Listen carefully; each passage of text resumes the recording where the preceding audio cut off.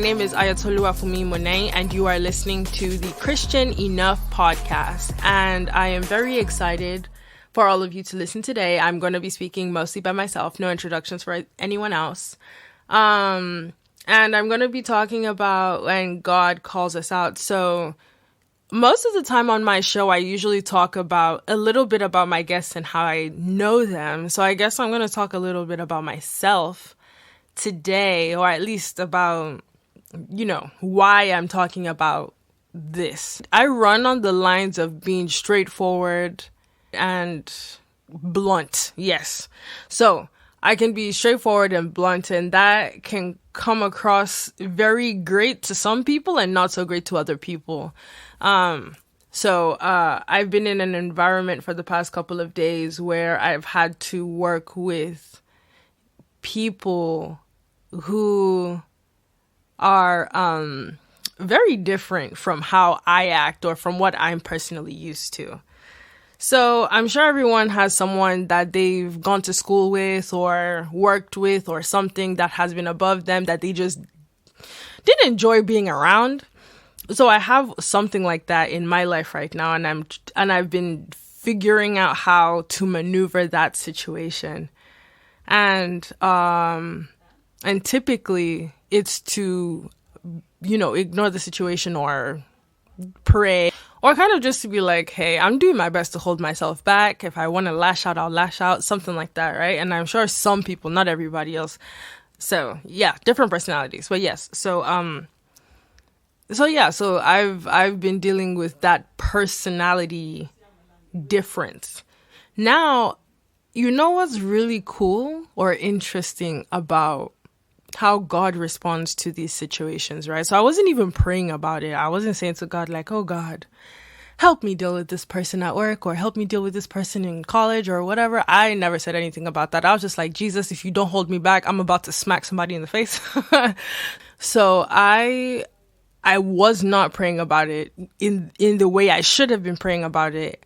But on YouTube, I watch a lot of YouTube videos. I love doing that. So on YouTube, I came across some things that I used to watch in the past, which is, and I'm sure some of you may know this, and if you don't watch this, you should. They're funny. It's American Idol contestants that were rude, or X Factor contestants that were really rude and disrespectful to the judges. So, I mean, of course, I was just enjoying myself watching it. And it kind of in the middle of watching the very first video, I just felt the Holy Spirit saying to me, you act like that, right? I was like, what? What are you talking about? How have I ever acted like a rude child or rude person to someone else in that way? And then I really started to look at my behavior, and I was like, oh, wow.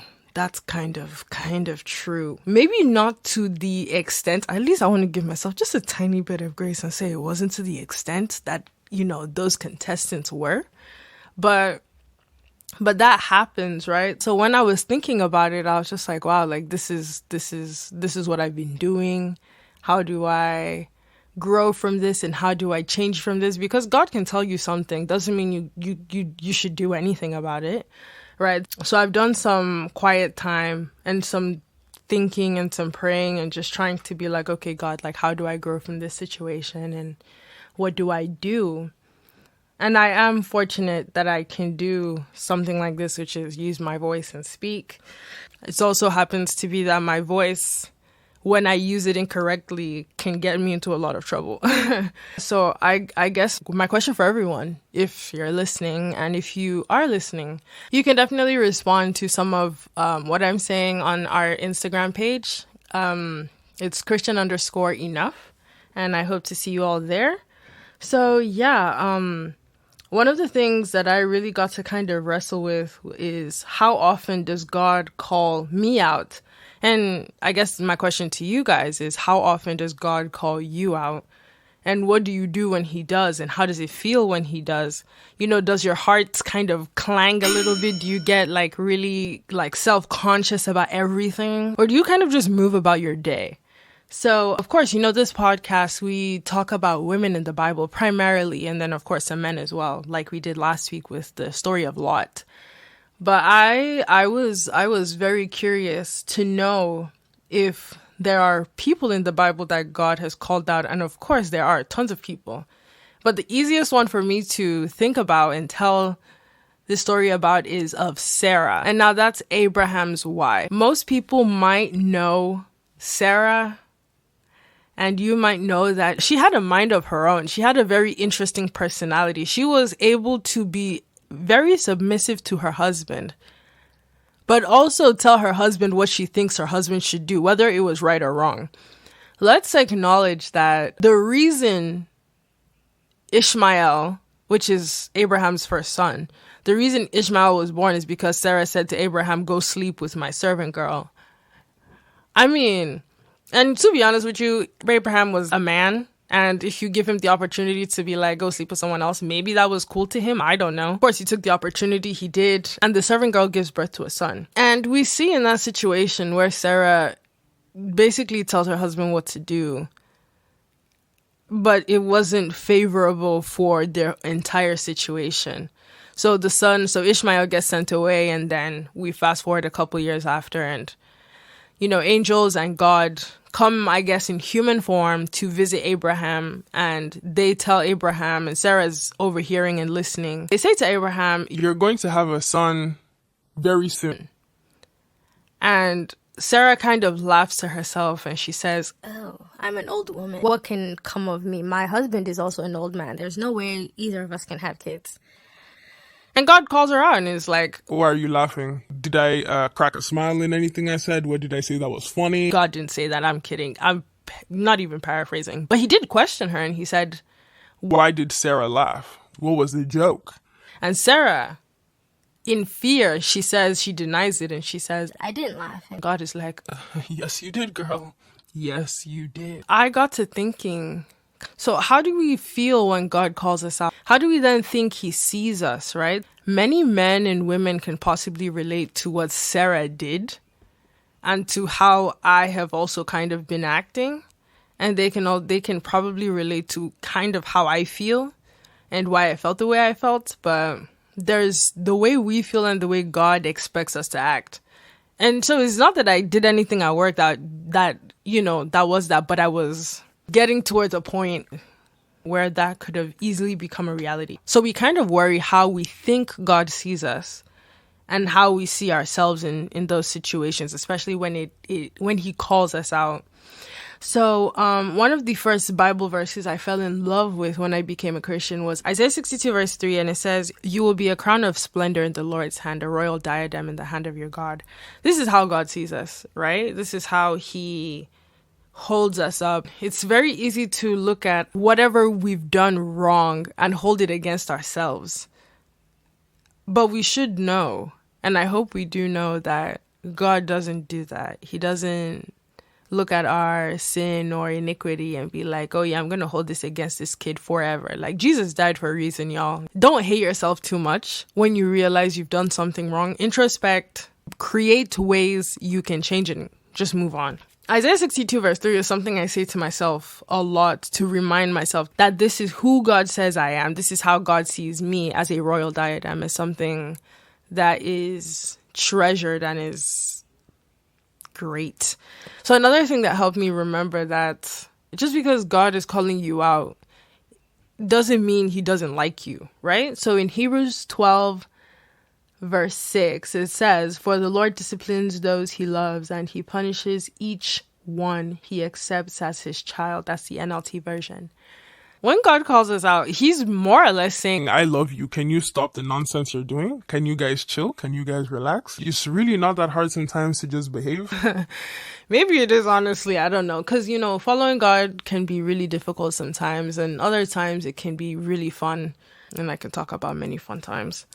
I think many of us might need to take it easy on ourselves and not give ourselves so much crap.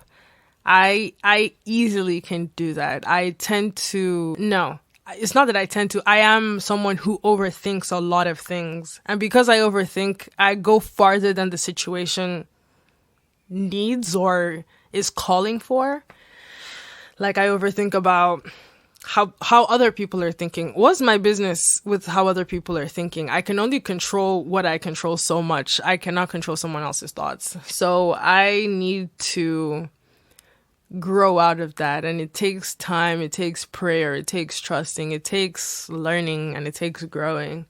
So I mean, and one of the coolest ways I tend to do a lot of that growing is by looking at people in the Bible and seeing how they reacted or how they acted or what they did. One of my favorite people in the Bible is not a woman, is a man, and it's Jonah the prophet. So I love the book of Jonah because it shows someone who was very real and very, he just didn't want to do what God was saying, right? God said to Jonah, go to this place and tell these people about me. And Jonah was like, listen, man, I am not about this life. Why should I go talk to those people? That's absolutely ridiculous. No, I am not doing that. You can peace and deuces. I'm out of here. And he ran and he said, I'm not dealing with whatever responsibility you're trying to place in my lap right now. And God was like, excuse you, where do you think you're going? Okay, bet, run. Let's see how far you're going to go. And, you know, the whole thing of, okay, he got swallowed by a big fish. And I was thinking about the story recently and thinking of the story of Pinocchio. I was like, oh, there's a little something there. But they're probably not related, but they could be, but they might not be. I don't know.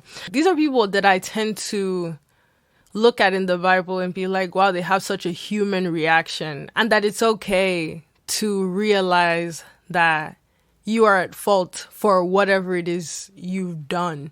But how do you grow from that, and how do you learn from that, and how do you want to become a better person with whatever it is you're doing? There's a lot you can learn from each person, especially if you're doing a deep study and you're asking the Holy Spirit to join you and to teach you and to move your mind. Because a lot of the time people can read the Bible as a book of history. And yes, it is that, but it is also so much more than that. And it is also a book where you read about the lives of each person that lived in those times, and you can kind of see yourself in those people. I saw myself in Sarah when she pretty much lied bold-faced to God, and she said, I didn't laugh, I didn't do anything. And God said, yes, you did. And I can see myself in Jonah, and where God says to me, hey, you need to do this. And I'm like, God, I'm going to see you in 3 months. I mean, it was kind of like that for me in college, honestly. I came into college, and one of the things I said to God at the very beginning, I wasn't born again, nothing. So I said to God, like, hey, I know I've had a relationship with you before, but I will see you after college. I will see you in like 4 years, maybe 5 or 6. Then we can talk. But while I'm here, I think I'm just going to enjoy myself. And God literally dragged me by the neck and said, girl, you don't even know what you're talking about. You don't know what you're doing, but I'll take care of you. And he did. And here I am today. So yeah, I'm not a perfect person. I don't aspire to be a perfect person. I aspire to be like Jesus on every level, but because I don't succeed doesn't mean I don't try every day. And I hope that many people, while you listen to the people that we talk about in the Bible from this podcast, you can understand that they are just as flawed as you are. That's the modern look and the modern perspective we should all get. So as we go through the Bible, I really, really hope that you all can tune in and just listen and understand that there's so much that happened then that's still happening now. I genuinely believe that human beings, we repeat and we recycle and we repeat history over and over again. We evolve as humans, but we tend to make the same mistakes as our progenitors. So, I mean, look at Abraham and Isaac. They made the same mistake. They both said to different kings that, hey, my wife is my sister. You can sleep with her. That's not exactly how it went, but that's kind of how it went too. So, and of course, someday we will get to discuss that on this podcast. Wow, I feel like I've just kind of given an inspirational speech. That was not my intention. But I do hope that it has inspired someone today to be more open-minded when reading the Bible and be more open-minded to who God is as he is, because he's so much more gentle and forgiving and kind-hearted than any human being on this planet. So I truly do hope that each person is blessed by what has been said today. Hopefully next week we can focus once again on Lot's daughters. So I have someone special coming in to talk to me and with me about this and what they think and how that situation could have possibly been better or worse. So it's very exciting. Last week we talked about Lot and his kids, but we focused mostly on Lot and how we saw him. And next week we'll get to focus on his daughters that were with him. And we're also going to introduce a special woman that most people possibly breeze over in the Bible, and that's Achsah. That's the daughter of Caleb, who was with Joseph when they were, going into the promised land. So that's a whole story that I'm very excited to tell, and I cannot wait for you all to listen in next week. Once again, this is the Christian Enough podcast. I'm so glad you all listened to me today. Please follow our Instagram page. It's Christian_enough, and I cannot wait to hear from you all there. So please stay tuned every Wednesday to listen in to this podcast. Thanks for listening, guys.